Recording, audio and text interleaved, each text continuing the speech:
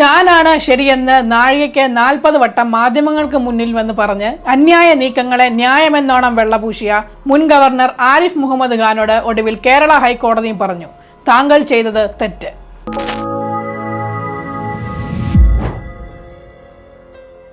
VC നിയമന കേസിലാണ് മുൻ ഗവർണർക്ക് ഹൈക്കോടതിയിൽ നിന്നും ഇപ്പോൾ തിരിച്ചടി നേരിടേണ്ടി വന്നിരിക്കുന്നത്. സാങ്കേതിക ഡിജിറ്റൽ സർവകലാശാലകളിലേക്ക് ആരിഫ് മുഹമ്മദ് ഖാൻ നടത്തിയ VC നിയമനങ്ങൾ നിയമപരമല്ലെന്ന് വ്യക്തമാക്കിയിരിക്കുകയാണ് ഹൈക്കോടതി. KTUവിലേക്ക് പ്രൊഫസർ K ശിവപ്രസാദിനെയും ഡിജിറ്റൽ യൂണിവേഴ്സിറ്റിയിലേക്ക് സിസ തോമസിനെയും നിയമിച്ച ആരിഫ് മുഹമ്മദ് ഖാന്റെ നടപടിയാണ് സർക്കാർ കോടതിയിൽ ചോദ്യം ചെയ്തത്.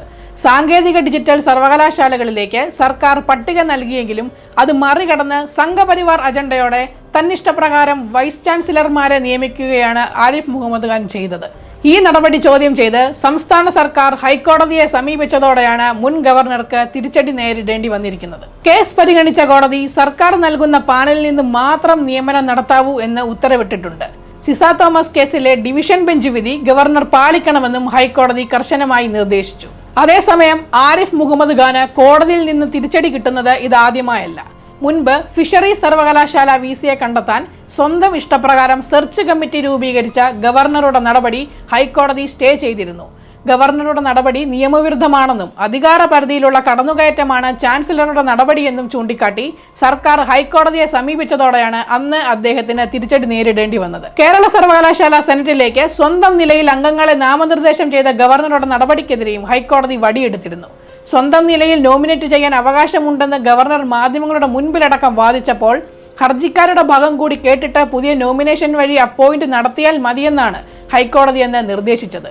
ഉന്നത വിദ്യാഭ്യാസ മേഖലയുമായി ബന്ധപ്പെട്ട നിയമനങ്ങളിൽ കൃത്യമായ നിയമം ഉള്ളപ്പോഴാണ് ഇതൊന്നും തനിക്ക് ബാധകമല്ലെന്ന് പറഞ്ഞ് സ്വന്തം ഇഷ്ടപ്രകാരം ആരിഫ് മുഹമ്മദ് ഖാൻ മുന്നോട്ട് നീങ്ങിയത്. കേന്ദ്രം ഭരിക്കുന്നത് BJP ആണെന്നും അതുകൊണ്ട് തനിക്ക് എന്ത് ചെയ്യാമെന്നും ആരും തന്നോട് ചോദിക്കാൻ വരില്ല, അല്ലെങ്കിൽ ആർക്കും ചോദിക്കാൻ അധികാരമില്ല എന്ന മട്ടിലാണ് കേരളത്തിന്റെ ഗവർണറായിരിക്കെ അദ്ദേഹം പലപ്പോഴും ഈ വിഷയങ്ങൾ പ്രതികരിക്കാനായി മാധ്യമങ്ങൾക്ക് മുന്നിലെത്തിയത്.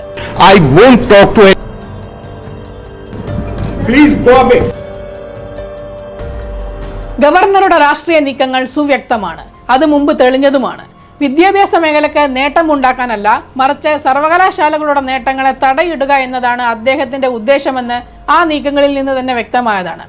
സംഘപരിവാർ അജണ്ട നടപ്പിലാക്കുന്ന ഗവർണറുടെ ഇത്തരം നടപടി വാർത്തയാക്കിയതോടെ സത്യങ്ങൾ പുറത്തുവരുമെന്ന് മനസ്സിലാക്കി തന്റെ ഇമേജ് നഷ്ടപ്പെടുമെന്ന ഭയത്താൽ മാധ്യമപ്രവർത്തകരെ വിരട്ടാനും അതിനിടെ അദ്ദേഹം ചില ശ്രമങ്ങൾ നടത്തിയിരുന്നു. പ്രതികരണമായ കൈരളി ന്യൂസിനോടക്കം പുറത്തു പോകാൻ പറഞ്ഞതും കേരളത്തിലെ മാധ്യമപ്രവർത്തകരെ കേഡർ മാധ്യമപ്രവർത്തകരെന്ന് അധിക്ഷേപിച്ച് ആക്രോശിച്ചതുമൊക്കെ ഇതിന്റെ ഭാഗമായിരുന്നു. So if anybody is here, my request is please go away from here.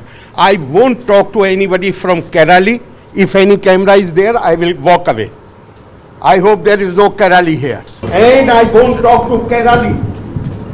Please go away. ഗവർണറുടെ അധികാര ദുർവിനിയോഗത്തെ SFI ശക്തമായി എതിർത്തപ്പോൾ തന്നെ ആർക്കും ഒന്നും ചെയ്യാൻ പറ്റില്ലെന്ന മട്ടിൽ കോഴിക്കോട് മിഠായി തെരുവിലൂടെ ഇറങ്ങി നടന്ന് അലുവ കഴിച്ച് സ്വയം പരിഹാസ്യനായി മാറിയ ഒരു ഗവർണറെയും നാം കണ്ടതാണ്. ഭരണഘടന വിഭാവനം ചെയ്യുന്ന അടിസ്ഥാന തത്വങ്ങളെ പോലും കാറ്റിൽ പറത്തി തികച്ചും രാഷ്ട്രീയ താല്പര്യങ്ങൾക്ക് വേണ്ടി അധികാര ദുർവിനിയോഗം നടത്തുന്ന ആരിഫ് മുഹമ്മദ് ഖാനെ പോലുള്ളവർക്ക് വലിയ തിരിച്ചടിയാണ് ഇന്നത്തെ ഹൈക്കോടതി നിരീക്ഷണം. കേന്ദ്ര സർക്കാരിന്റെ ചട്ടകമായി മാറി തമിഴ്നാട്ടിലെ DMK സർക്കാരിന് ഇടങ്കോലിടാൻ ശ്രമിച്ച RN രവിക്ക് കിട്ടിയ തിരിച്ചടിയും ഇതിനൊപ്പം ചേർത്ത് വായിക്കേണ്ടതാണ്.